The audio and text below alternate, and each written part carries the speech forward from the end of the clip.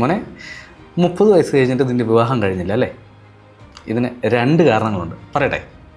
അത് ഒന്നാമത്തെ കാരണം എന്ന് പറയുന്നത് നീ ഫിനാൻഷ്യലി സ്റ്റേബിൾ ആയിരിക്കില്ല അല്ലേ? ഇനി അതല്ല, വളരെ പ്രധാനപ്പെട്ട മറ്റൊരു കാരണം പറയാം. നിൻ്റെ വിവാഹാലോചന നോക്കുന്ന ആരാണ് ശരിക്കും? അച്ഛനാണോ അതോ അമ്മയോ? ഇനി അതല്ല, സഹോദരങ്ങളായിരിക്കും. ഇനി അതുമല്ലേ, ബന്ധുക്കളോ നിങ്ങളുടെ ഏറ്റവും അടുത്ത കൂട്ടുകാരോ ആയിരിക്കാം. ശരിയല്ലേ? അങ്ങനെയെങ്കിൽ ഞാൻ പറയട്ടെ, നിങ്ങൾക്കില്ലാത്ത സമയം, അതായത് നിനക്കില്ലാത്ത സമയം മറ്റുള്ളവർക്കുണ്ടാവുമോ? നിനക്ക് വേണ്ടി, നിനക്ക് സമയമില്ലാത്തതുകൊണ്ടാണല്ലോ നീ മറ്റുള്ളവർ വിവാഹാലോചന നോക്കാൻ ഏൽപ്പിച്ചേ. നിനക്കില്ലാത്ത ഈ ഒരു സമയം മറ്റുള്ളവർക്കുണ്ടാകുമെന്ന് എന്തുറപ്പാണ് നിനക്കുള്ളത്? അവർ നോക്കും, ഒരു പ്രഹസനം പോലെ അല്ലെങ്കിൽ അവരുടെ കടമ പോലെ അവർ നോക്കും. നിൻ്റെ ആവശ്യം എന്താണെന്ന് നിന്നേക്കാൾ നന്നായി മറ്റുള്ളവർക്ക് മനസ്സിലാവും?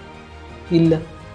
അതുകൊണ്ട് നിൻ്റെ വിവാഹം നടക്കണമെങ്കിൽ പൊന്നുമോനെ നീ കളത്തിലിറങ്ങണം. നീ കളത്തിലിറങ്ങി സെർച്ച് ചെയ്ത് നിനക്ക് വേണ്ടയാളെ നീ കണ്ടെത്തണം. അങ്ങനെയെങ്കിൽ ഉറപ്പായി നിൻ്റെ വിവാഹം നടക്കും. അല്ലെങ്കിലോ നിൻ്റെ പ്രായം ഇങ്ങനെ കഴിഞ്ഞു പോകും. അവർ നോക്കി, ഇവരെ നോക്കിയില്ല, അത് ശരിയായില്ല. മനസ്സിലാക്കുക, നിൻ്റെ കാഴ്ചപ്പാടല്ല മറ്റുള്ളവരുടെ. നിൻ്റെ നീഡ്സ് എന്താണെന്നുള്ളത് നിനക്ക് മാത്രം നന്നായി അറിയാം. പക്ഷേ മറ്റുള്ളവർ അവരുടെ നീഡ്സ് അല്ല, അവരുടെ കാഴ്ചപ്പാടുകൾ മാത്രമേ നോക്കത്തുള്ളൂ. അതുകൊണ്ട് നിനക്ക് വേണമെങ്കിൽ നീ നോക്കുക, ഉറപ്പായി നിൻ്റെ വിവാഹം നടക്കും. Thank you.